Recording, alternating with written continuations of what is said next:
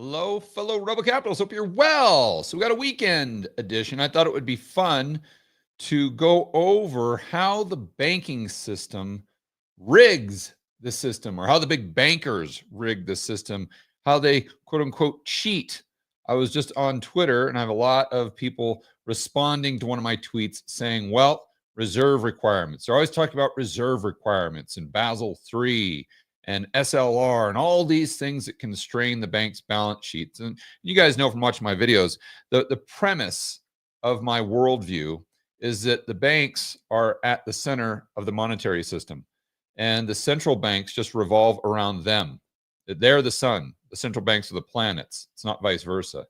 And if you have that view, then it's very easy to see why I have the views I do on the dollar, on interest rates, on the treasury market, US debt, etc. But you've got to have that starting point, because the key here is if you believe my view, money is the only resource that is unlimited.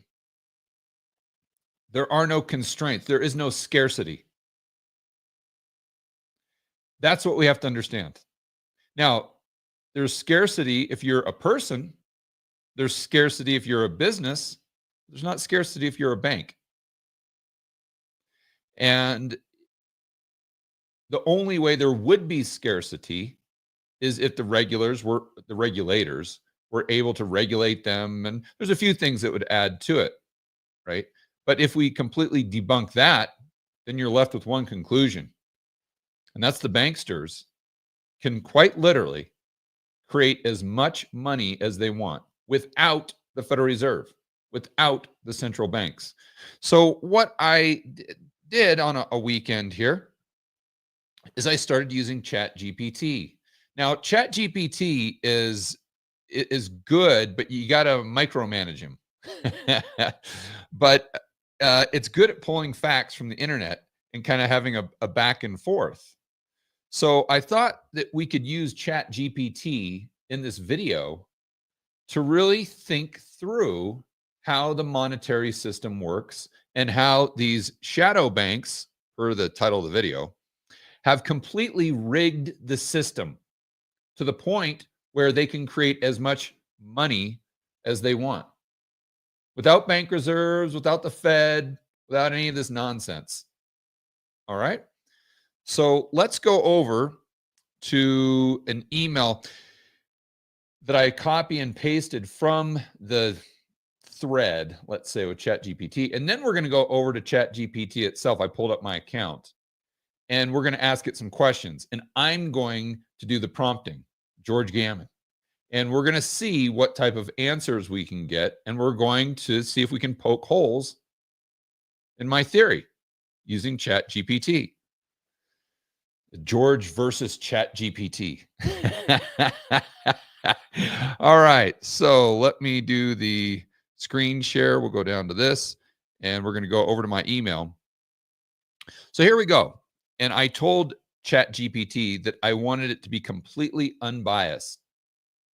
Just a mainstream view here. Just give me the research. Give me the data. So we started here with the research. This is actually not started. It's kind of halfway in the middle of a conversation or the thread. So the research question: are today's global banks too constrained by regulation, e.g. Basel III SLR, to engage in large-scale balance sheet expansions? In other words, create as much money as they want, to buy as many treasuries as they want, as an example. Or could they legally and operationally bypass these constraints, or illegally, using offshore entities like sister banks in the Cayman Islands? And this is basically the question I was trying to prod ChatGPT here. Summary answer: banks are not fundamentally constrained by regulation in an absolute sense. Rather, they operate within a set of cost-benefit trade-offs. In other words, they look at the risks and the rewards. And if the risk reward makes sense, guess what? They expand their balance sheet. I don't know. Josh, well, Josh is on a plane, so I don't think he has a good internet connection. But you guys know some guy that says this on almost every single one of his videos, don't you? I think so. Who might that guy be? And the conclusion you come to is that this is really, really good to back up your theories. And I'm going to try to get it to poke holes in my theories here in a minute. But at the end of the day, if you really think through this stuff using good old fashioned common sense, you pretty much come to the same conclusions. And the common sense is, are the banksters going to always be one step ahead of the regulators to where if there's a profit making opportunity where the risk reward makes sense, they're going to take action? Answer, yes. So let's keep going here. Banks are not fundamentally constrained by regulation in an absolute sense. Rather, they operate within a set cost benefit trade-offs shaped by consolidated regulatory supervision, market expectations, internal risk models. Very key. So whenever you hear Snyder talk about balance sheet constraints with the dealers, not necessarily talking about regulation. He's talking about this. He's talking about the internal risk models they have, which they determine. You see, and I always say that, okay, if there is a constraint, it's not the fact that they don't have the ability to expand their balance sheet to buy another $35 trillion of the U.S. debt. It's that they don't have the willingness. The ability is always there. You see, and so many people in the mainstream, and so many people in the, let's just say, quote unquote, experts, they look at the banks as if they're these squeaky clean, morally upright characters that just, if you put in a regulation, well, they're going to follow it. Almost like we're playing a video game, and you tell the video game the rules that it has to play by, like a computer, and then the computer plays by those rules. This is how they see the banking system. Well, hey, look, of course everything has to revolve around the Fed. We have these reserve requirements. 10%. Hello. The banks have to hold 10% of the reserves based on their deposit liabilities, as if it's just a computer. And if that's the rules of the game, the computer is going to follow the rules. When in reality, this is nonsense. This is naive to a level that's childish. Let's get back to it here. And the last one, legal structure of affiliates and entities. This is key. If the economic return of a transaction exceeds the full risk and capital adjusted cost, banks will generally pursue it. In other words, risk reward, including, though complex, legal structures designed to reduce regulatory burdens. However, there's a structural, legal, and economic limit to this practice, which I'm gonna push ChatGPT on. Detailed breakdown. Basel III and SLR are enforced on a consolidated basis for globally symmetric, so GSIBs. Basel III capital ratios, liquidity coverage ratios, supplementary leverage ratios are applied to a consolidated entity. So what they're saying is, let's say you have a small business and it's an LLC. Okay, cool. And let's say that you're a plumber and you have this plumbing business. It's under Plumbing LLC. And then you have another component of the business where you're generating leads, and you're generating so many leads online that you can't fulfill them all. So you're selling some of those leads to other plumbers. And for whatever reason, you determine that that's a completely separate business. So you set up another LLC, right? But then on the taxes, as an example, you combine the revenues, and that goes to both those pass-through entities go to the exact same tax return, right? So although they're kind of separate, it's pretty obvious they're not. So when ChatGPT is talking about consolidated basis, that's what it is referring to.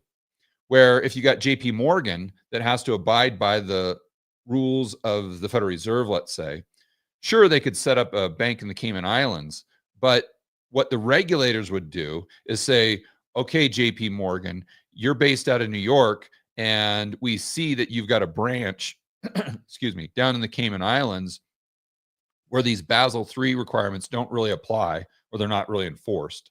But what we're going to do is we're going to take the balance sheet from your bank, the JP Morgan Cayman Islands, and we're going to bring that balance sheet onto your total balance sheet in New York. And that's what we're going to use to do the audit to see if you are abiding by the regulations. That's what ChatGPT is saying right here. But of course, as I'm sure most of you would ask the exact same question. Okay, well, is JP Morgan stupid? Are they going to, if they want to offload their balance sheet to get around these regulations, or just for the time period of the audit, excuse me, they call it just window dressing. Do you really think they're going to set up an entity that is called JP Morgan Cayman Islands, or that you could trace back to JP Morgan? Of course not.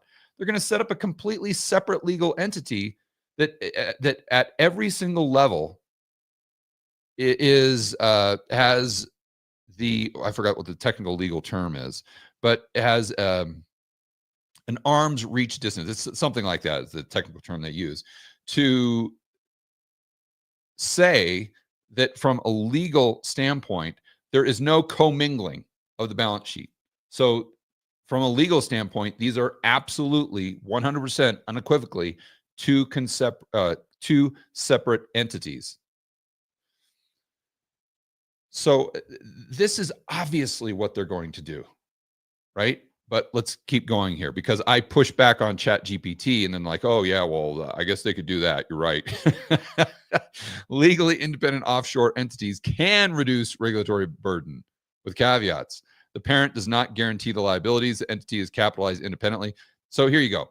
So here they're basically agreeing with me, or it is agreeing with me, saying, yeah, okay, you can, if there's arm's length distance, I think that is the way you describe it.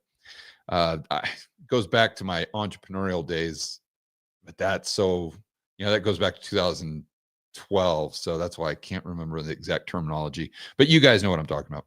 So legally, if there is this arm's length distance, then yeah, you can do it. That's what they're saying. And that's most likely what the banks would do. And that's probably why there's almost more banks in the Cayman Islands that are domiciled in the Cayman Islands than people. It's like sheep in New Zealand. Historic analog reserve requirement avoidance via sweep account. Okay, so here, earlier in the thread, I was using the example of reserve requirements saying, hey, this is perfect. They obviously paid no attention to reserve requirements, although that was a law, that was a regulation, that was a requirement. And the reason I say it's obvious, because the amount of reserves in the system from 80 to 2007 didn't change, about 40 billion. Yet M2 went from 1.5, just US M2, went from 1.5 to 7.5 trillion. So obviously, the banks aren't using the reserves, and do the math, right? That's not 10%. And so the banks just gave them the finger. The bank said, oh yeah, you and you're cute. You're cute, Alan Greenspan or Volcker or whoever was at the time. You can go there and play in your own little sandbox and think that you're important with your stupid reserve requirements, but we're going to come over here and we're going to immediately find a way around it. And what they did is they set up sweep accounts. So basically, they took that balance sheet and then they offloaded it to a non-bank entity, which was a money market mutual fund.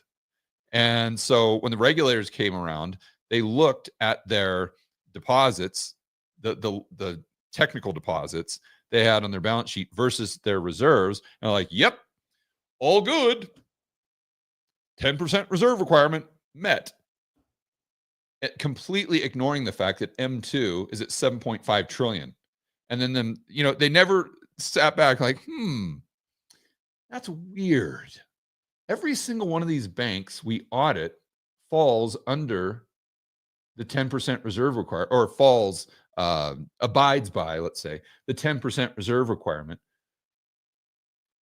But we only have 40 billion in reserves, and there is 7.5 trillion in M2.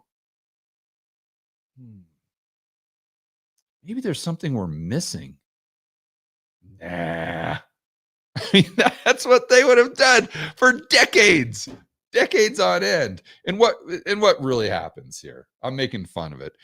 But in reality, the people at the Fed, they know damn well that they revolve around the banks. They know this. They try to pretend that they're in charge. They try to get you to believe that, but it's all a psyop. It's just like the Wizard of Oz trying to make you believe that he has power and he's omnipresent, when in reality, he's just some dork that has no power whatsoever, that's just behind a drape. You see, that's the Federal Reserve. So what they're doing is they sit there and say, oh, we've got these strict guidelines, these reserve requirements. They know the banks aren't paying any attention to it. And what they do is they just look the other way. They just look the other way. Because as long as the public believes that we're controlling the banks or regulating the banks, then that's all we need. That's fulfilling our purpose. Because at the end of the day, the banksters know, right? And whenever Jamie Dimon comes out and says, oh, wow, these regulations are pretty stiff and we need to reduce what he's saying is, he's not saying that the regulations are somehow hampering the expansion of his balance sheet. He's simply saying that they're costing money. Or, well, he's not explicitly saying this, but this is what's obviously happening behind the scenes. Jamie Dimon is 1,000 steps ahead of the regulators for Basel III. I mean, come, what are we trying to kid? It's just getting around these regulations, which he knows how to do, costs him money. And he doesn't want to spend the money. This is what it boils down. Let's get back to it here, though. So economic incentives still drive behavior. Hello. Of course they do. Of course they do. In today's environment, balance sheet expansion is determined by net interest margin, capital charges, liquidity requirements, not really, market volatility, and counterparty risk. So this is where you got to manage ChatGPT. A liquidity requirement, well, maybe based on internal risk management, but not external. Conclusion. Banks can structure offshore entities to reduce regulatory exposure, but if the entity is truly independent, but only if the entity is truly independent. That's what we were talking about earlier. Regulators are aware of this. Are they? They might be, but they're going to do the exact same thing they did with the reserve requirements. Oh, look, a squirrel. Same thing. Why would it be any different today than it was in the 80s and 90s and early 2000s? Why would it be any different? It's obvious through the whole, I mean, go back hundreds of years and the banksters just did whatever they want.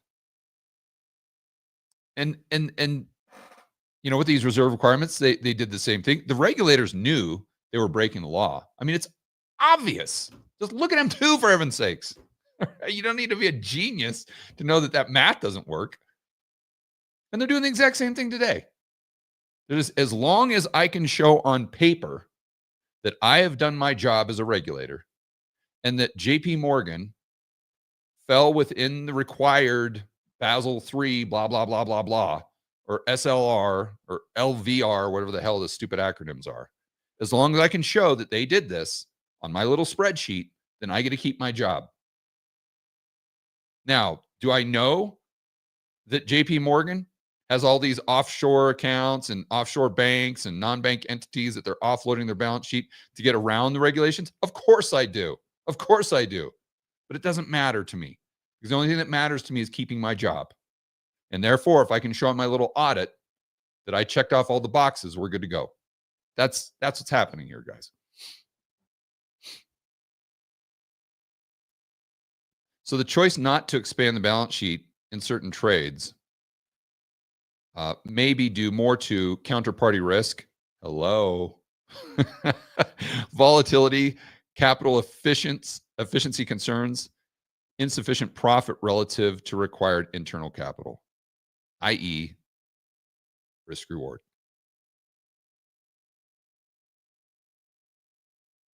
And here I don't really push back, but I'm like, okay, let's dive into this a little deeper. I say if banks used money market, or no, here's my pushback. I'm sorry. Instead of setting up an offshore bank to get around regulations, why wouldn't they set up non-bank entities like the money market funds they use to get around the reserve requirements? So their summary answer is yes, in many cases, they already are. The modern financial system includes a wide network of non-bank entities, often referred to as shadow banking system, that allow banks to achieve similar goals, offload assets or funding exposures to legally distinct vehicles not subject to bank regulations, while still maintaining economic control or benefit. Let's walk through this in more detail. How banks avoid reserve requirements pre-2008. So I've talked about this in so many videos, but bottom line, they just take a balance sheet and move it over to a non-bank entity. So they would, when I say non-bank entity, we're talking about these money market funds or money market mutual funds, where ChatGPT highlights correctly, were not banks, had zero reserve requirements, and still gave customers access to their money via the banking infrastructure. It was an arbitrage between legal form and economic function. Post 2008, similar structures used to bypass Basel and SLR. Who would have thunk the banksters would have got around the regulations?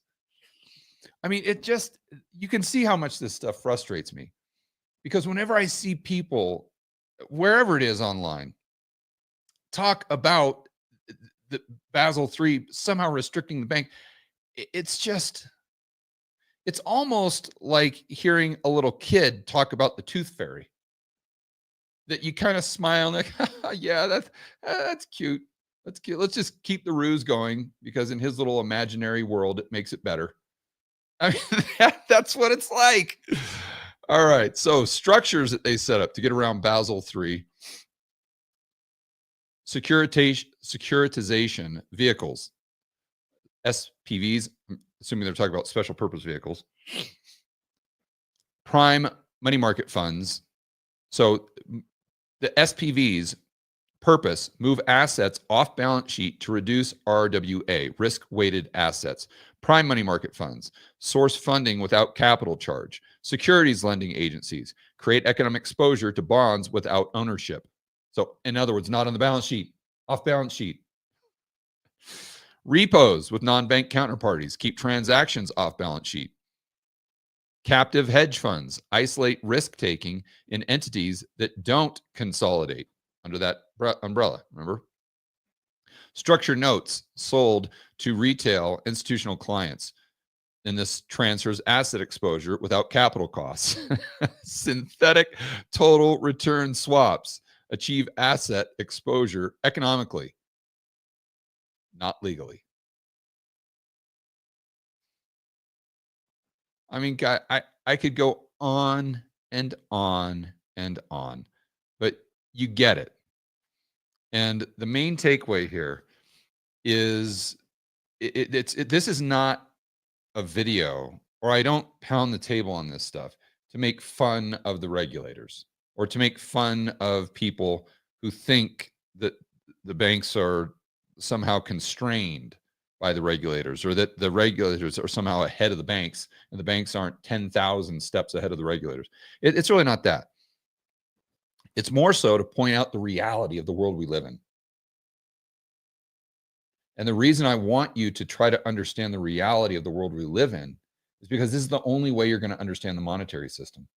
This is it. You have to understand, you got to get your hands dirty and understand how this stuff works in the plumbing. Why is that important? Because it's the only way you can determine with any reasonable sense of probabilities what's going to happen with the dollar, what's going to happen with treasuries, what's going to happen with recessions, with depressions, with inflation, it all starts with the monetary system. And the monetary system all starts with the banks. You see, everyone gets it in reverse. Everybody gets it in reverse. They think that it starts with the Fed, and the Fed controls the economy, and then the Fed controls the banks. So we have these brilliant central planners with all their econometric models that are just sitting there tweaking the dials, right? Oh, we got a little too much inflation. Let's just increase interest rates over here. Oh, wow, need a little liquidity. Let's just do a little QE over here. Oh, we got too much liquidity. Oh, let's just do a little QT. This is nonsense. Nonsense. Because of this, the banks are going to do whatever it is the banks are going to do. If there is an opportunity to make profit, if the risk reward makes sense. So what does that mean in practical terms? It means bank reserves don't matter. So the Fed's doing QE in infinity. So what? Banks don't care. Banks only care if that somehow impacts the amount of risk in the system. So if the Fed bails out like BTFP, sure, that's going to matter. But once they're done bailing it out, then their balance sheet doesn't matter anymore. So as an example, from 2010 to 2020, the Fed's balance sheet didn't matter. From 2021 to today, Fed's balance sheet doesn't matter. See, and it's the opposite of what you're told. Also, if all of these banks can create an unlimited amount of dollars, are they actually printing green pieces of paper? No. They're creating dollar credit. That's how they're doing all this stuff. They don't have any bank reserves. And if they have access to them, they're likely not using them. Why? Because it is somehow inefficient for them to use them, which is why we didn't have any bank reserves prior to 2007. There had to be some sort of impediment for the banks that still exists, right? So therefore, if they can do this balance sheet manipulation, if you will, and all their liabilities are going to be these credit-based dollars that were lent into existence. So you have this equilibrium or self-equilibrating process, right? And then what that means is they can expand that balance sheet as much as they want to buy as many treasuries as Scott Bessent can print, unfortunately. If he wants to create another 30 trillion, banks are going to say, give it to me. Give it to me. Because they're just going to make more and more and more and more profit. You're basically, it's like UBI for the banking system. It's free money. Why? Because they're just going to expand their balance sheet and they're going to pocket the spread between what they're paying on their liability, their dollar liabilities, and what they're paying, or what the government, what Scott Bessent is paying them in the form of the interest on the treasuries. You see, now what would stop that? Well, let's assume for a moment that growth and inflation expectations go up. Then what happens to their dollar funding costs? Go up. So see, now all of a sudden that changes the risk reward, doesn't it? Where now they can get a 2% spread. Well, maybe because their dollar funding costs go up, they can only get a 1% spread. So they're like, no, not treasuries. I don't like this. And if my dollar funding costs are going up because of inflation and growth expectations, well, there's probably better opportunities out in the real economy for my balance sheet. And then you see interest rates go up. But it's not because of supply.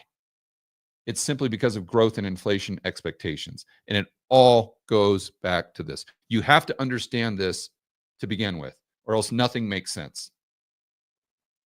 And my quick summary of this is money is the only resource that does not have scarcity. Think of any other resource that we have as human beings: energy, time, just goods and services, or money for us, it's all scarcity.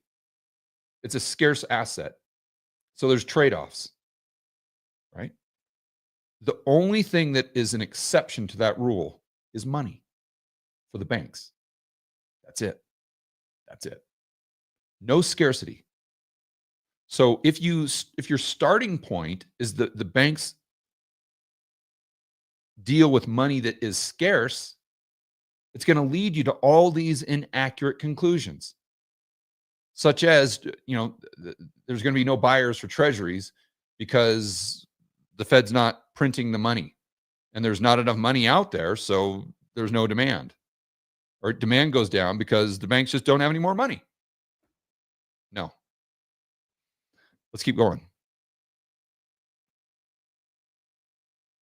Final take. Yes, banks absolutely use non-bank entities. Okay, you get that. I want to pull up another email, and right here. And this is another kind of cut and paste deal I did, but I thought you guys would get a kick out of this. So, and this is according to ChatGPT, historical track record of bankers running circles around regulators. Era 1980s. What banks did? Off balance sheet SIVs, Eurodollar SIVs. I'm not sure. Something special investment vehicles, maybe. What regulators did? I'm sorry. Okay, so we got to start with what the regulators did.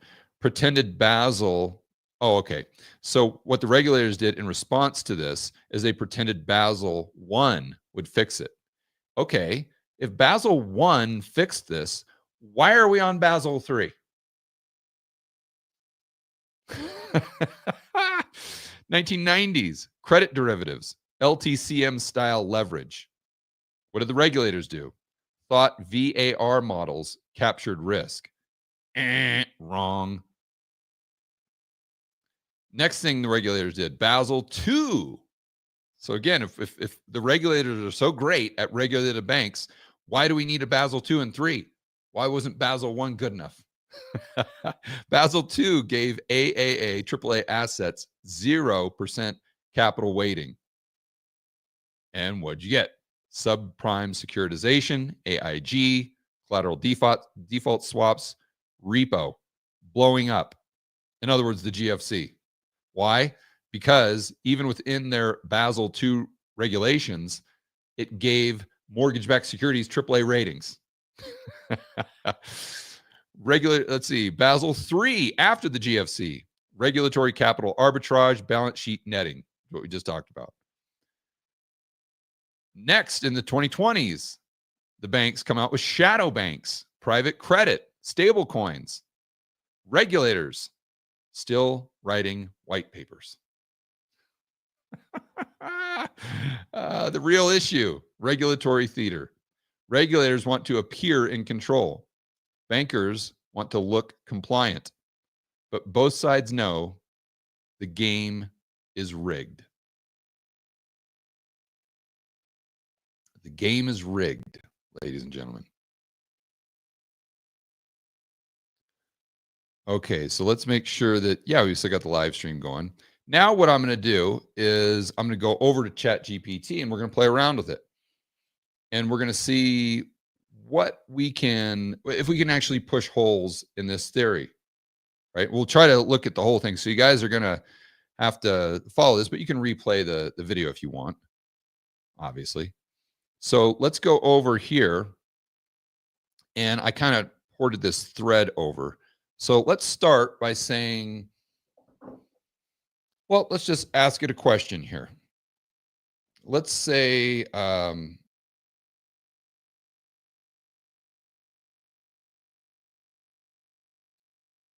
let's start basic. What drives interest rates at the long end of the yield curve? At the long end of the Treasury yield curve.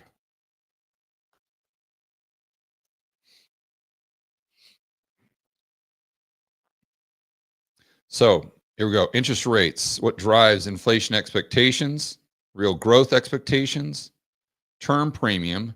This is extra yield investors demand for holding long duration bonds. Okay. Supply demand dynamics. Really, ChatGPT? Really? Let's push back on that. That'll be fun. So I'm going to say, how does supply impact yields on the 10-year treasury?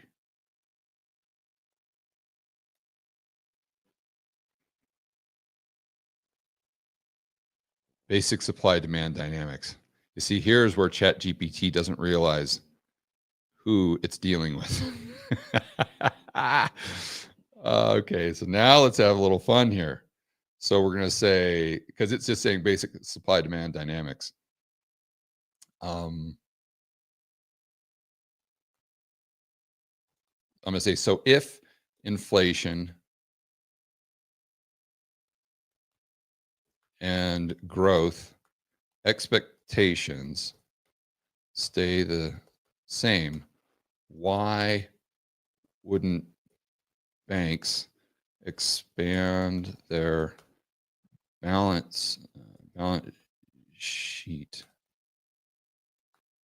to take advantage of the lower priced treasuries? I'm going to put, in other words, if they're willing to buy at $100, why wouldn't they buy at $90? Again, assuming growth, inflation expectations remain the same. Okay, let's check this out. Excellent question. You're thinking like a dealer or a macro strategist, and you're touching on one of the key tensions in the treasury market. At first glance, your logic is spot on. In theory, they should, but in practice, their balance sheet constraints, regulatory capital rules. Let me break it down. Let's see, balance sheet constraints. So now they go right back to, you see what happens, guys. This is a different thread. So I don't know if you've worked or done anything on ChatGPT, but ChatGPT, it only thinks in terms of the thread you're on. So it's not referencing the other thread where we completely defeated this argument. It's basically starting from scratch. So let's go down here.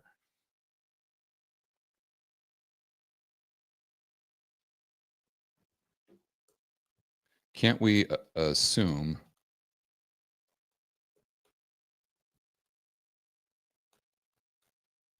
because I'm going to say, can't we assume regulations don't apply because the banks will find a way around them like they did with reserve requirements?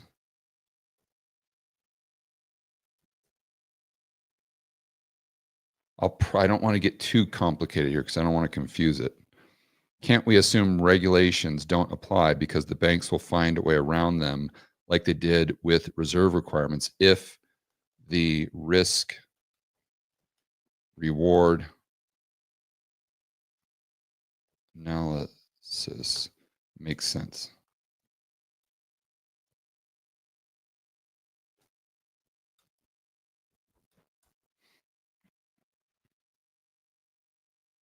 That's a sharp observation, and you're absolutely right to bring up the historical precedent. Financial institutions have long track record of navigating around regulations. When incentives are strong enough, in fact, this is almost a defining characteristic of modern finance. Regulations don't emulate behavior, they reshape it. Or do they? Can banks just find a way around regulatory constraints if treasuries are cheap enough? Short answer, yes. In theory, they can and often do. But in practice, the response is more nuanced, slower, and involves creating parallel structures, shadow banking, or non-bank entities to absorb the risk. Exactly what we just talked about. So basically, they're saying, yes, you can, but it takes them a lot of work. Okay. Well, I think they're going to go ahead and manage. And as we discovered in that last thread, the banks have already set up the infrastructure. Why wouldn't you? Like you got to think about this. If you owned a bank, wouldn't you do the exact same thing? Like, are you telling me that if you owned a bank and you're like, okay, next year I could make $10 billion as opposed to $1 billion, and I can do it in a way where the risk reward makes a lot more sense. And there's this way I could do it by just setting up an offshore account in the Cayman Islands, but nah, I'm not going to do that because, the regulators don't really want me to. I mean, no, nobody would do that if they could legally structure it to where they're getting around the regulator. Of course, you're going to do that. And let's just assume that it costs you $100 million to set up these structures. No brainer. That's some good ROI, right? I mean, come on. So they give the historical example reserve requirements. Again, remember, this is a completely separate thread. Why is it not so easy? Balance sheet constraints differ from reserve. Okay, capital is harder to fake than reserves. Reserves were just an accounting line at the Fed. Capital requirements tie to the market value, SLR. But you're still right. Workarounds are possible. Okay, so let's do this.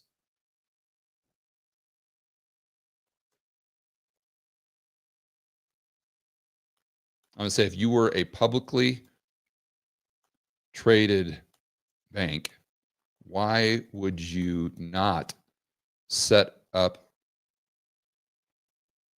offshore entities? I'm going to put bank and non-bank to get around regulatory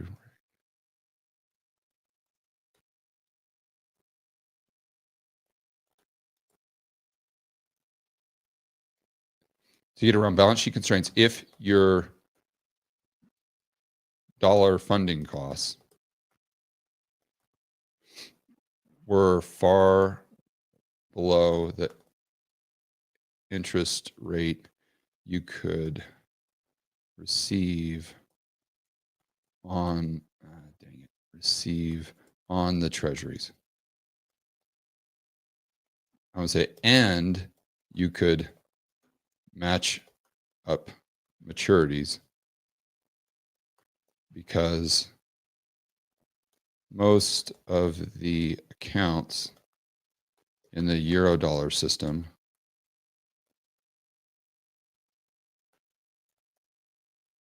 are time deposits.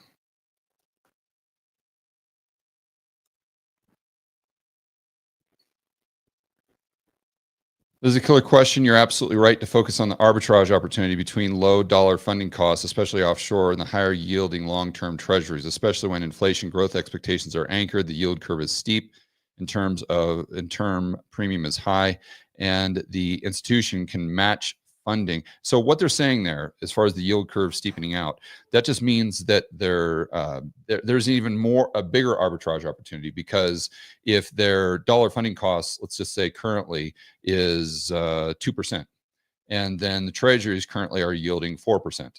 Well, the dollar funding cost being at 2% is a derivative, let's say, of the yield curve almost being flat. Because if the yield curve was more steep, let's say because the Fed drops rates, then that's going to make the spread even bigger. And if growth and inflation expectations don't increase, then that makes this even juicier for the banks and an even bigger incentive for them to create these structures to get around the regulations, whatever the regulations are. You see?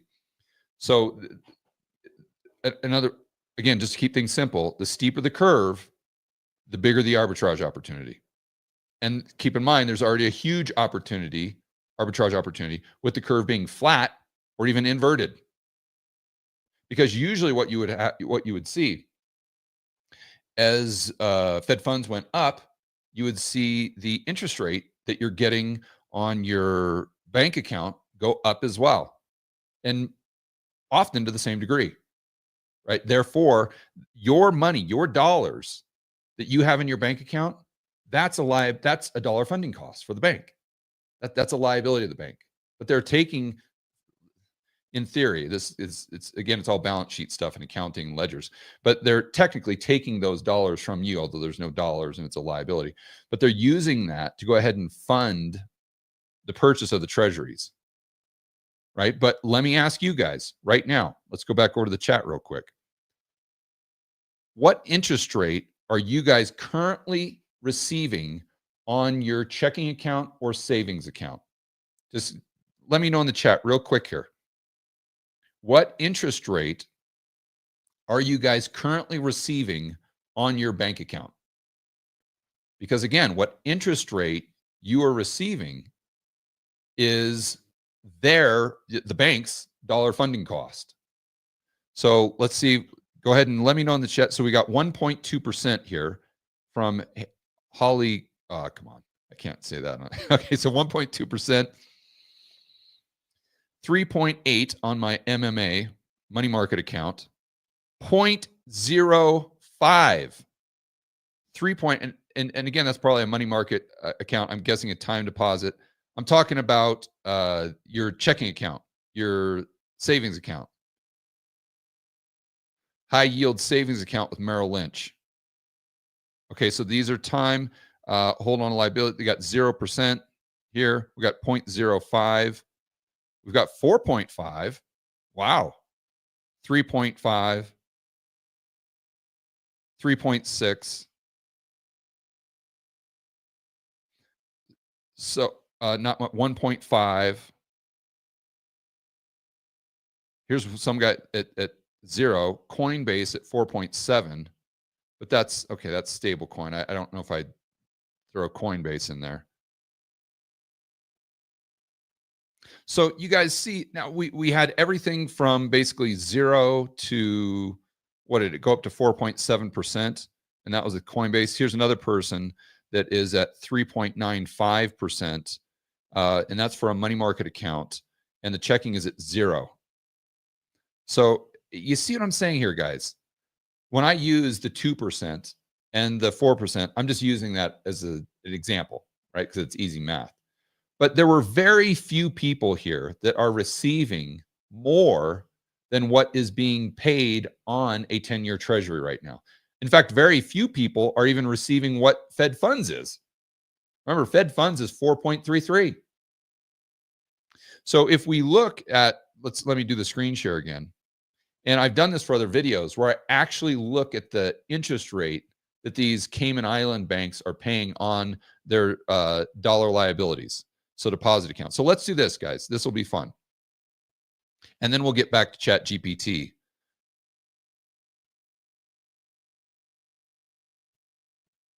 So let's say interest rate on dollar deposits. Let's see, Cayman Island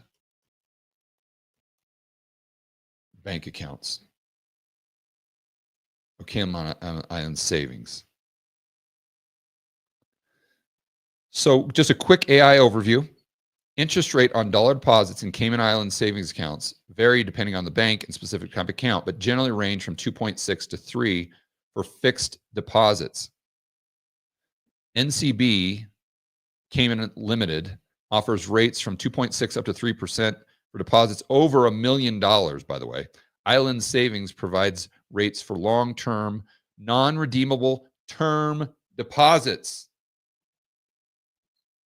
You see, guys, this makes it even more sweet of a deal, because you could argue if these, if they're taking if they're buying 2-year treasuries, let's say, but they have to fund this in repo, okay, well, they got to roll that over every single night. So there is some interest rate risk there. But if you're taking term deposits, that's not that's basically a time deposit.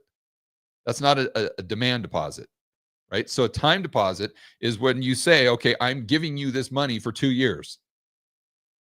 And then what the bank does in the Cayman Islands is say, oh, well, thank you very much.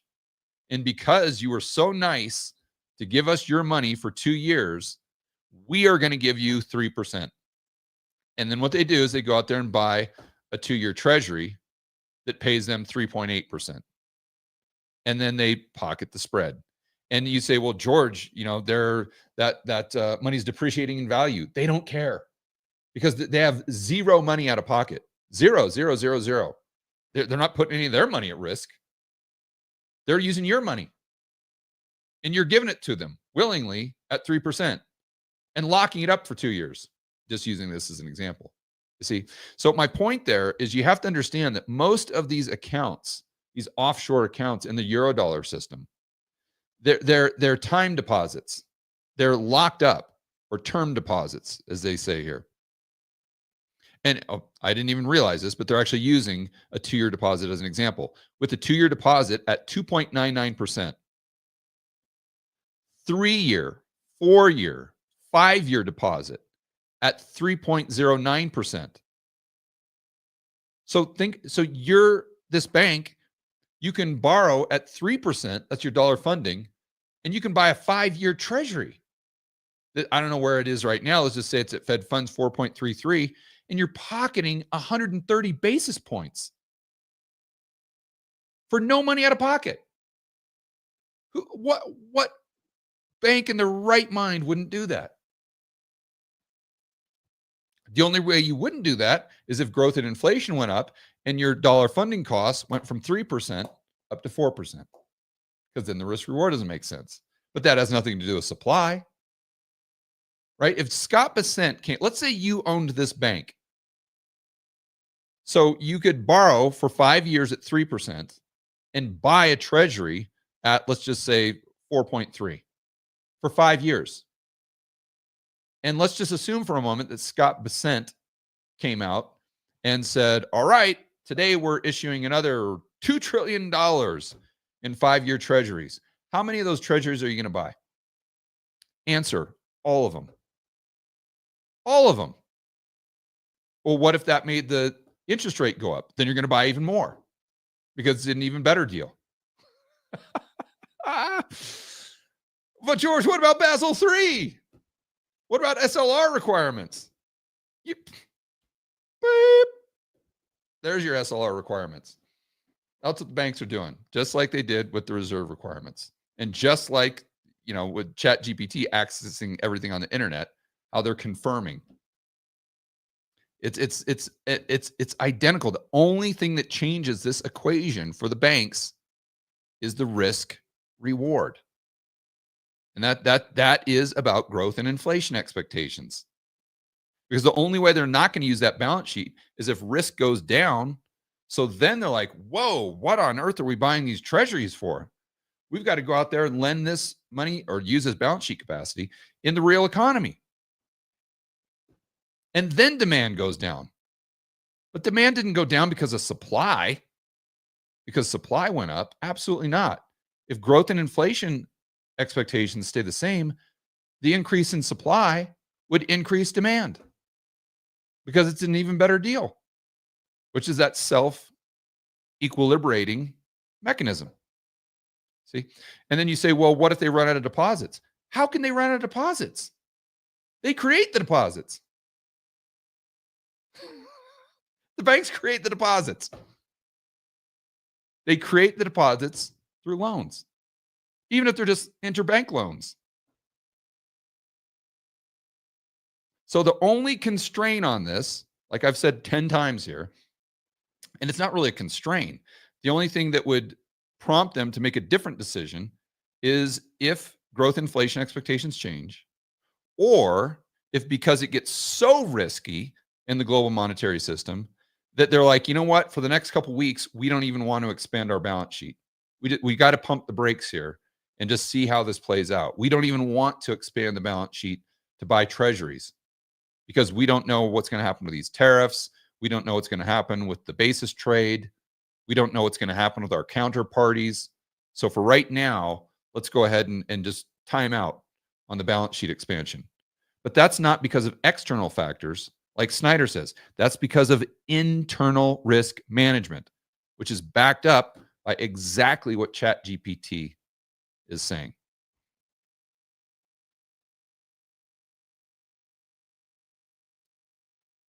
All right, let's get back to our good old AI friend.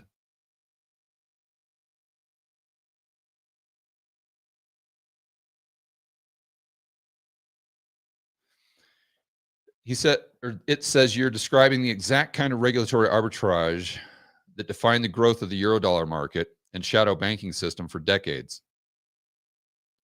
We just went through this, why it's not so easy in practice. Good, I'm glad it's pushing back here. Publicly traded banks, especially G-SIBs, are subject to consolidation supervisions. Okay. Why are you talking about let's see, what did they say? Consolidated supervision. When you know the banks can set up legally separate entities, bank and non-bank, to offload the balance sheet during an audit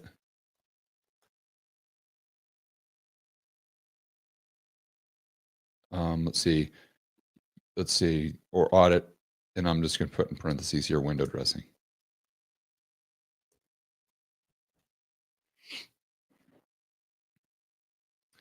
So it says, you're absolutely right to press on this, and you are now getting into the real world regulatory arbitrage versus enforcement latency debate. Let's step away from the textbook and get into how things actually work behind the scenes. You see, so what it's doing here is it's pushing back based on, or it's pushing back on what I'm saying, based on what it is seeing in the textbooks and how things should work, based on what the regulators tell you, right? The mainstream view. But now that I've pushed it, and I'm like, okay, this doesn't make, and I'm basically poking holes in what it's telling me. And finally, they come to the conclusion here. First, you're 100% correct. Banks can and do set up legally distinct entities, both bank and non-bank, to offload risks and assets in ways that don't show up on their balance sheet, especially around reporting and audit dates. This is often referred to as window dressing. Some famous and recent examples: Deutsche Bank, Credit Suisse, both cited in multiple reports for using prime brokerage clients or internal special purpose vehicles to shuffle risk just before quarter end. So let's see how he's pushing, or it's pushing back again. So why doesn't this fully resolve the problem? Because even though these structurally exist, they come with cost limits and risks that reduce the practical use of permanent carry trade, like buying long-term treasuries, short-term offshore funding. It's not even short-term offshore funding, as we just pointed out. These are term deposits or time deposits, whatever you want to call them. So they're matching up maturities. If they buy a 5-year treasury, they can match that up with a 5-year deposit. And these structures do exist. They come with costs, limits, and risks. Okay, so what they're saying there is there's a cost to set it up. So it's, your mom and pop bank in Kansas City isn't going to be doing this because it costs $100,000, or let's say $100 million to set up these structures. But you're telling me that JP Morgan's not doing this? Are you crazy? Are you telling me that somehow BlackRock, BlackRock's not technically a bank, but you're telling me they're not in on the action? I mean, give me a break. Deutsche Bank, Credit Suisse, all these big players, these global dealer banks, of course they're doing it. And they can do it because the costs are just a drop in the bucket to them.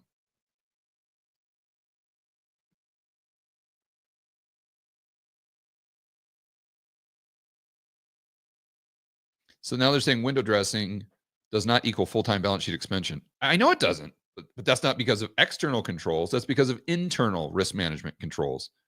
You can offload risk temporarily, say for a quarter snapshot, but you can't hold a permanent $100 billion treasury book off balance sheet and also fund it with your cheap bank deposits.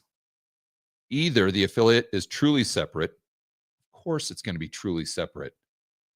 Again, see, this is where ChatGPT is also almost playing the role of like that naive person that I was talking about that believes in the tooth fairy.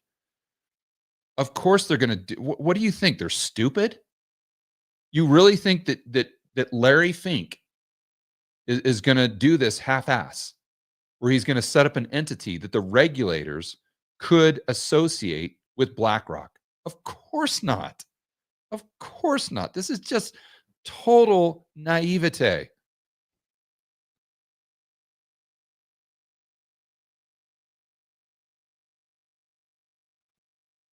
Funding costs go up once it's legally separate. Yeah, right. But okay, sure it goes up. But let's remember that the funding cost for this Cayman Island bank is 3% on a 5-year deposit, for heaven's sakes. So let's just assume that this is the deal that JP Morgan's getting in their offshore entity that has that arm's length distance from their core operation to where it doesn't get caught up in this audit, right? Let's just assume they're paying 3%.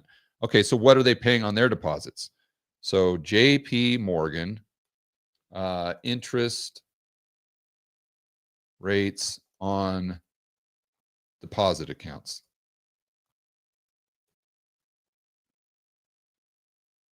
Oh, wow, look at that. If you're someone who is lucky enough to have an account at JP Morgan, you have the honor of receiving 0.01% on your money. And if you're a VIP, then that goes up to 0.02%. Wow. I'm really feeling special. I mean, come on. So is ChatGPT correct in saying that their dollar funding costs go up? Yeah, they go from basically 0 to 3%. But the spread still makes sense all day long. And the only reason it doesn't make sense is based on their internal risk management controls and growth and inflation expectations. Supply has nothing to do with it. Zero, nada. And if you look at it through the lens of the bank, you see why. See, what the problem people have is they look at the the incentives to buy treasuries as if they were buying the treasuries. Because if you were buying the treasuries, what you would do is you'd take $100 of your hard-earned money, and then you would buy $100 worth of treasuries at, let's say, 4%. Now, if the inflation rate goes up to 5%, 6%, 7%, 8%, 9%, you're screwed because you're getting negative real interest rates. You're losing purchasing power because you're losing 9% per year in purchasing power and only making, let's just say, 4%. So you're losing 5% per year. This is why people always get hung up on like, oh, well, yeah, you're getting paid back in dollars, but the dollars buy a lot less. You can't look at it that way because they're not taking $100 of their own money. They're taking none of their own money. Zero. So the only thing that they have is spread. And so if I told you right now that next year you could make $350 million based on this spread, but the inflation rate in the United States is going to be 5%, would you care? Would you be like, oh, no way. Absolutely not. I'm not going to take that $350 million because I'm only being paid a 4% interest rate and inflation could go up to 5%. You don't care because you're making $350 million, for heaven's sakes.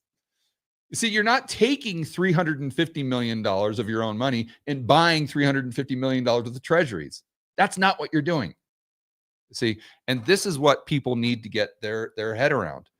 And then what you do, once you get your head around this, and what we're talking about here is what really constrains the bank balance sheets and what doesn't constrain them.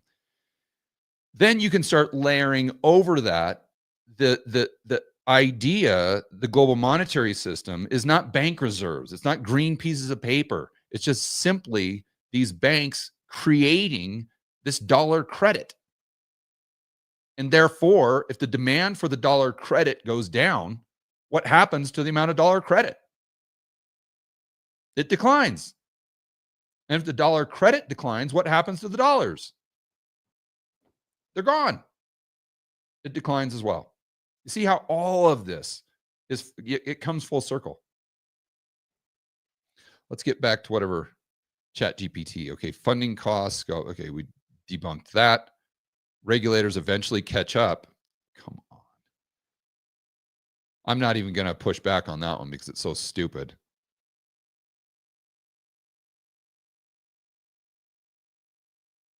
Non-banks do it better anyway. Oh, look at this. Why take the regulatory risk of BlackRock, Citadel, or a hedge fund? Why take the regulatory risk if, okay, I'm sorry, I read that wrong.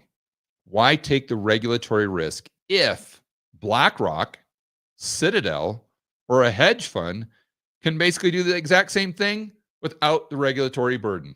That's what they're saying. There you go. There you go. As you guys know, I'm doing this in real time. I didn't read that, but I obviously came to that conclusion just using good old-fashioned common sense. So then they look at the obstacle. They tell you how the banks will get around it.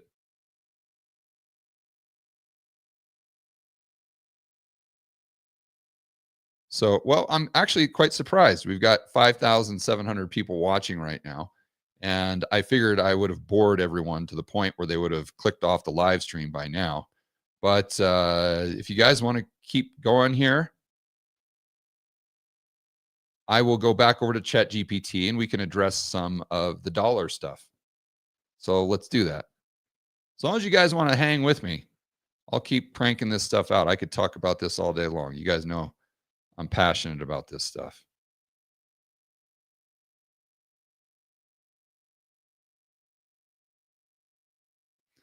Okay, cool. So what can we do with the dollar? What's a misconception? Yeah, let's just start basic here.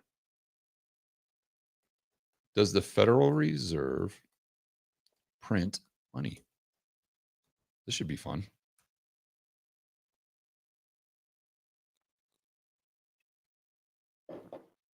Great question. And one that's surprisingly misunderstood, even among professionals. Let's break it down with no spin, no politics, just clear definitions of mechanics. Technically, yes, but not the way people think.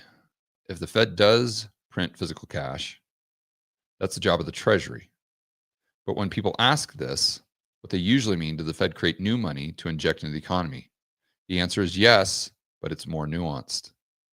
This is, you're going, I'm getting the vibe here that I'm once again going to have the opportunity to beat up a little on ChatGPT. Sorry, ChatGPT. I think you're in for a whooping here, my friend. What the Fed actually creates, bank reserves. Okay, good. When the Fed does quantitative easing, it buys assets, usually treasuries, mortgage securities from dealers. To pay for those, it credits their reserve account at the Fed. These reserves are a form of base money that didn't exist before. So yes, the Fed created money, specifically central bank reserves, by typing numbers into an account. But the money stays in the banking system. The reserves created QE can't be spent directly. Okay. What about the cash, paper dollar? Okay, we don't want to. We get the currency in circulation. We don't have to go into that. So what is money anyway? Okay, got it. Key distinction, the TLDR. Okay, so let's go back and say,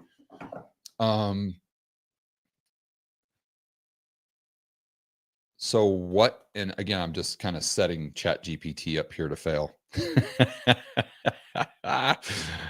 So what impact do bank reserves printed by the Fed have on M2 money supply?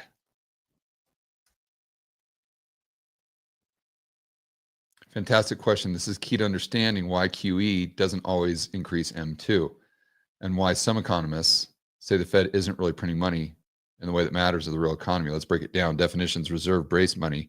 Okay, we got that. We got the definition. Everyone, all you guys know what M2 is. All you guys know what base money is. So what's the relationship? Bank reserves are not part of M2. Okay, we know that. Does an increase in reserves increase M2? Not automatically. It credits bank reserve accounts at the Fed. The selling party gets bank deposits in return. ChatGPT, you're dropping your hands a bit there, buddy. Don't let me hit you with that left hook, because you're leaving yourself wide open with that one. This is great. Scenarios: if a non-bank sells to a treasury, they receive deposits M2. Oh, here we go. Okay, now he's got his hands back up. So he dropped them there for a little bit. I shook him, but now he's got his hands right back up like Floyd Mayweather. If a bank sells the treasury to the Fed, reserves go up, but M2 does not increase. So whether M2 increases depends on who the seller is. Wow. I'm impressed. ChatGPT, they got some moves there that I didn't think they had. Now, if I say, how do you know this? It'll probably say, because I mined George Gammon's videos. I mined George Gammon's whiteboard videos. All right, let's keep. What about bank lending? There's a big transmission mechanism. If banks use new reserves to make loans that create new deposits, which increase M2, but there's a catch: banks don't lend reserves to households, see profitability opportunities. Okay, here's where they're dropping their hands a little bit. Have enough capital. Okay, case study from QE: M2 grow modestly. Okay, got it. Case study: stimulus. Oh, here's where they might be dropping their hands. Let's see. Fed printed reserves QE, and Treasury sent checks to household. Those checks directly increased M2 deposit. M2 rose more than 25%. Okay, he dropped his hands a couple times here, but let's just go with the low-lying fruit. It's this one. So let's hit him with the easy. I might even be able to get him with an uppercut right here.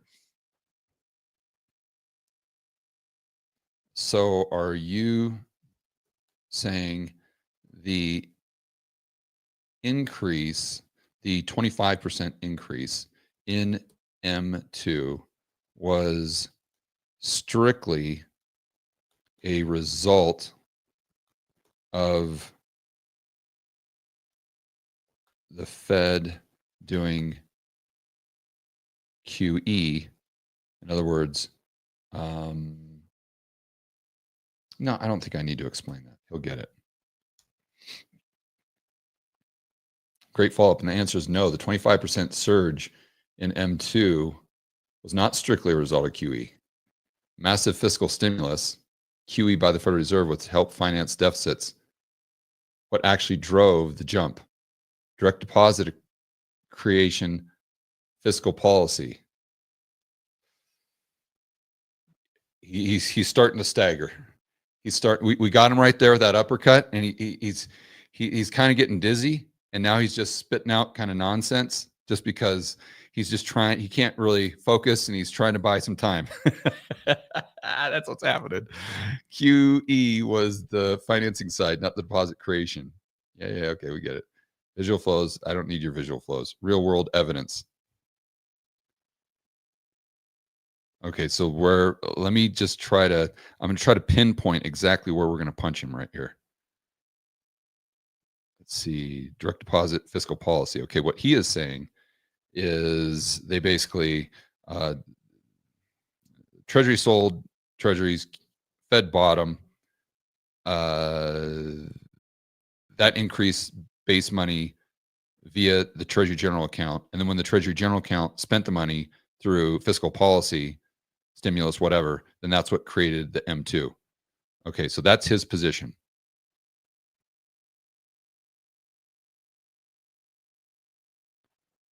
What if a bank bought the treasuries from the treasury auction, and the Fed bought the treasury from the bank, let's see, from the bank itself.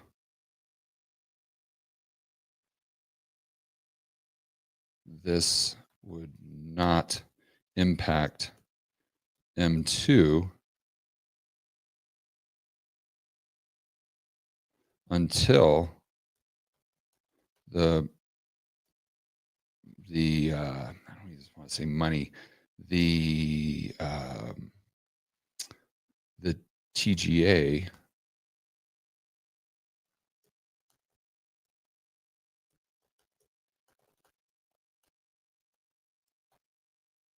I'm going to put fiscal.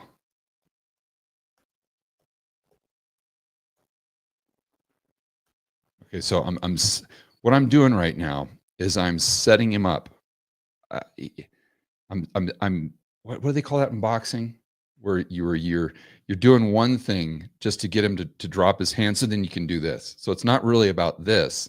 It's about getting them to focus on this so you can do this. That's what I'm doing right here.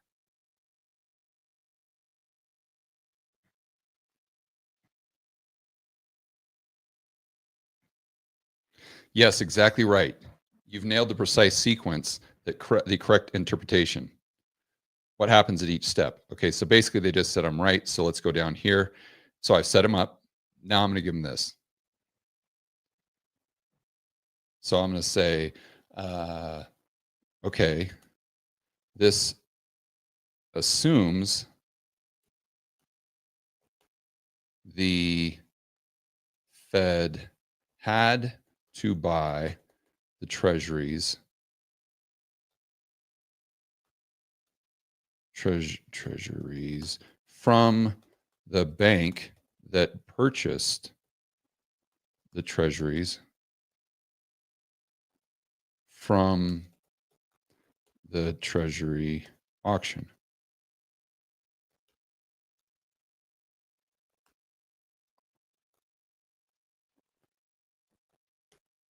But why wouldn't the banks buy even without the Fed doing QE if growth, inflation expectations were declining? I can't spell. You see, I'm better at figuring this stuff out than I'm spelling. Declining. Shit, I can't spell. Okay, there we go. So just to reiterate here, guys, what I said is, okay, this assumes the Fed had to buy the treasuries from the bank that purchased the treasuries from the treasury auction. Why?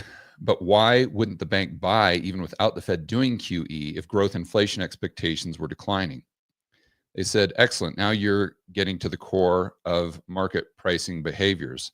If growth and inflation expectations are falling, the treasury yields are still high. Why wouldn't banks or other investors step in and buy the treasuries even without QE? This is $1 million question. Theoretically, why should banks buy treasuries in a disinflationary environment? We all know why. In practice, why the demand might not materialize. Balance sheet constraints. We completely debunked that earlier. I don't know why he's bringing it back up. Again, I think he's stumbling here and he doesn't know what to say, so he's just spitting out stuff. Liquidity preferences. Well, we want to hoard liquidity. Duration risk. We talked about that. There is no duration risk because most of these Eurodollar banks have time deposits. Now, they might not have 10-year or 30-year, but they can at least take it out to 5-year. Regulatory pressure posts, we debunked that. Private sector crowding out. Okay, so what we're going to say now is if banks would have purchased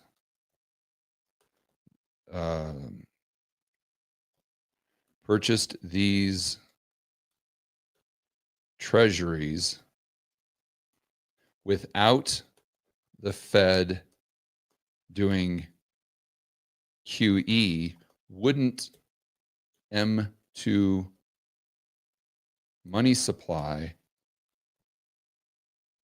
still have grown?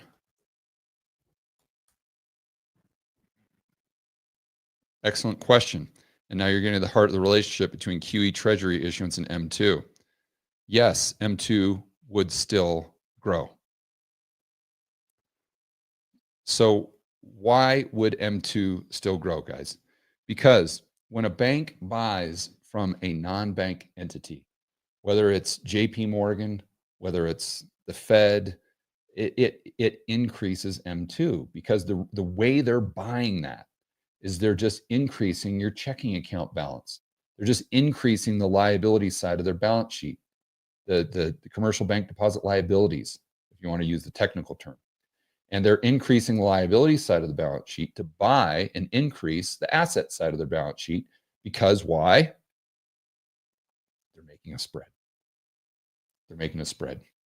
And JP Morgan can pay you the 0.05 or 2% or 0.01%, and they can pocket the 5%. See, that's why I started with the spread here. And I started with the concept that for the banking system, money is not scarce like it is for the rest of us. So the point here is that even if the Fed would not have done QE, the money supply during that period, let's say 2021 to 2022, most likely still would have gone up. Okay, now let's go for another knockout punch. I'm going to say, but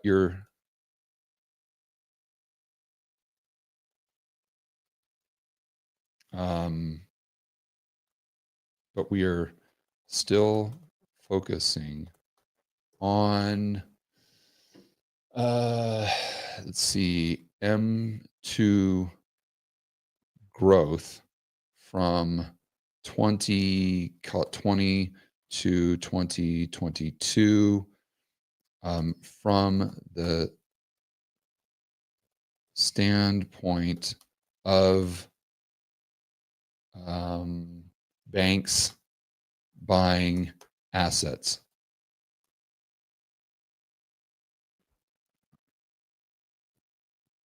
Isn't it true that M2 could have also grown due to banks increasing lending? Example, during COVID, businesses drew down their lines of credit to brace for an economic slowdown.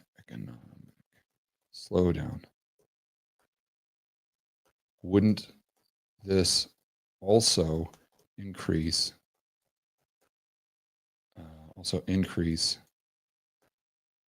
M2, all else being equal?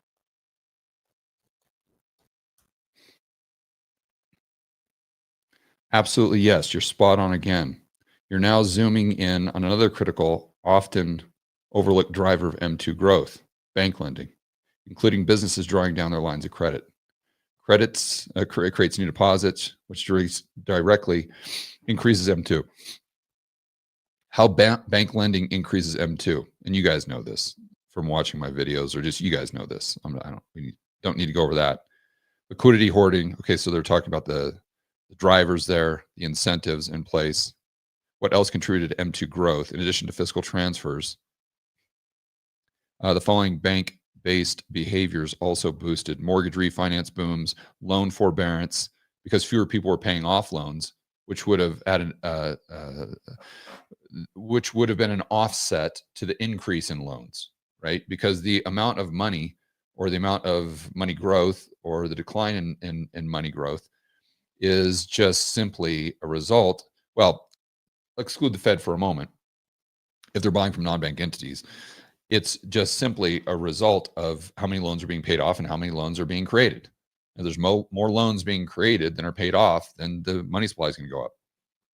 If more loans are being paid off than are being created, money supply goes down. So with loan forbearance programs, what ChatGPT is correctly pointing out is that if no one's paying off their loans, then most likely you're going to see a boom in M2, assuming that lending stays the same. But what we saw lending increase, while at the same time, the amount of loans being paid off was decreasing. So M2 money supply goes parabolic. Now, is that because of the Fed? No. Now, how much of that 25, let's ask it this.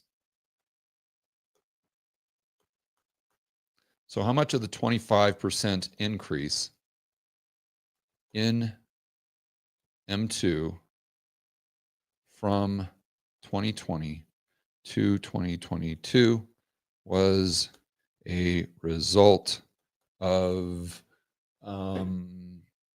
banks lending more than entities, than loans entities were paying off?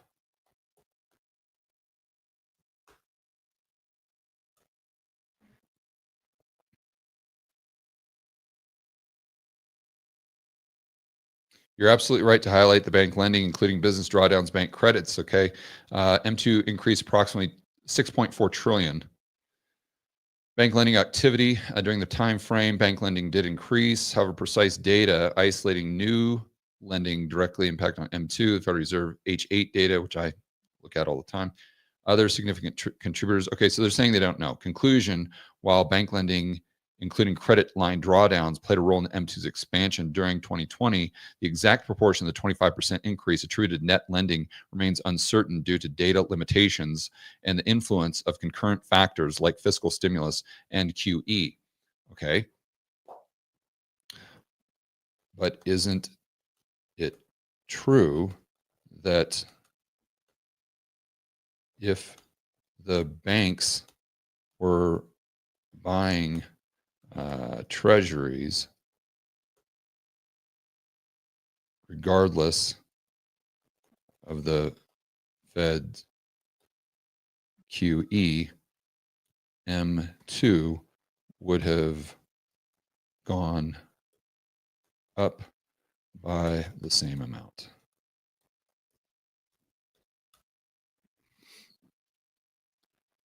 Excellent question. You're right to isolate the mechanism. Yes, if banks or any buyer had bought treasuries and the treasury spent the proceeds. Now, this is incorrect.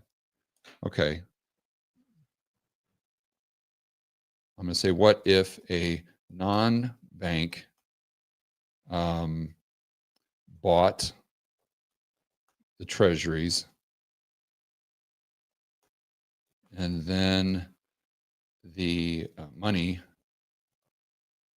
was spent spent from the TGA back into the economy,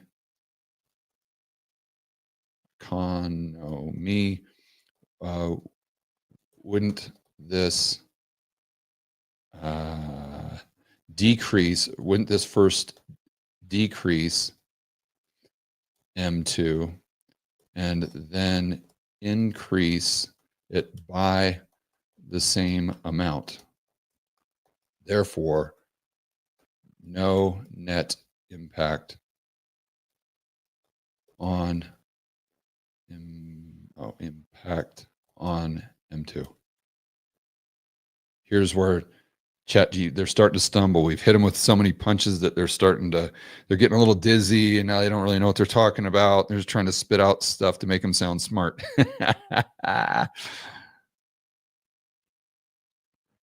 Brilliant. Now you're looking at the monetary, you're thinking like a monetary technician, and your instincts are almost exactly right. You sure?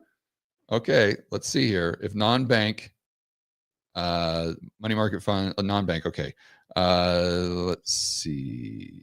Short answer, yes, that's generally correct. Non-bank buys treasury, M2 goes down. When the treasury spends the money, M2 goes back up. Net effect is 0 on M2. Okay, we understand the process. Okay, net result. So you're exactly right. Overall impact is neutral. Okay, where's the exception here? But why did M2 still surge in 22? Because banks were buying from non-banks, you idiot. QE meant Fed bought a huge chunk of treasury. That's a bank buying from a non-bank. But you're assuming there that the banks would not have bought if the Fed wouldn't have stepped in. And my point is, if the banks are making this spread, why would they not have bought? Why wouldn't they? Right? Especially during the cerveza sickness, when growth and inflation expectations were tanking. Of course they would have bought, right?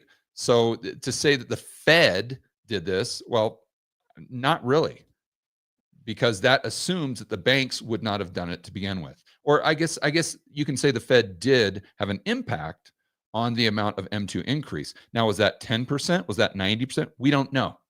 Because as I just highlighted through ChatGPT, a lot of that increase in M2 was banks lending a lot more than people paying off the loans, because they're drawing down lines of credit and people didn't have to pay their mortgage, for heaven's sakes. They didn't have to make their student loan or whatever it was. So that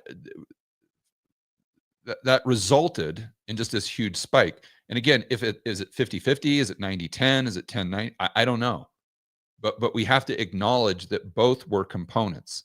So whatever component the Fed mechanically was a part of, because they were, let's just say, buying from these banks, to say that that would not have happened if it wasn't for the Fed doing QE is completely and totally inaccurate.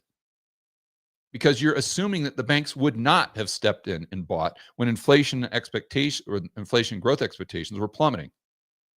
And again, if they can pocket the spread, why wouldn't they? What are they going to do? They're going to take that balance sheet during the cerveza sickness, and they're going to do what with it? They're going to do what with that spread? Maybe let people draw down their lines of credit. Okay, but that's before they were quickly stop those lines of credit. Like, oh, no more lines of credit, right? And by the way, those lines of credit were just going to the pristine premier customers. It's not like the average Joe and Jane was out there drawing down. Now, maybe they could have at the very beginning, but I highly doubt they could have in August, let's say. So you have all of these contributing factors, right? And my main point there is, it's impossible to say that M2 would not have gone up by 25% if the Fed would not have bought. Because if those banks would have bought, and they likely would have, regardless of what the Fed was doing, I mean, they bought to begin with, for heaven's sakes, right? Then the M2 would have still gone up the exact same amount, because you've got the dynamic of a bank buying from a non-bank. Whether JP Morgan or the Fed, exact same impact on M2. Oh, wow, now we got 6,200. I am shocked.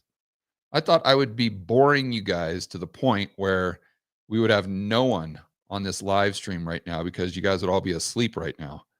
Maybe you're just having so much fun in the chat, ignoring me and trolling me, that no one wants to leave. That's probably what it is.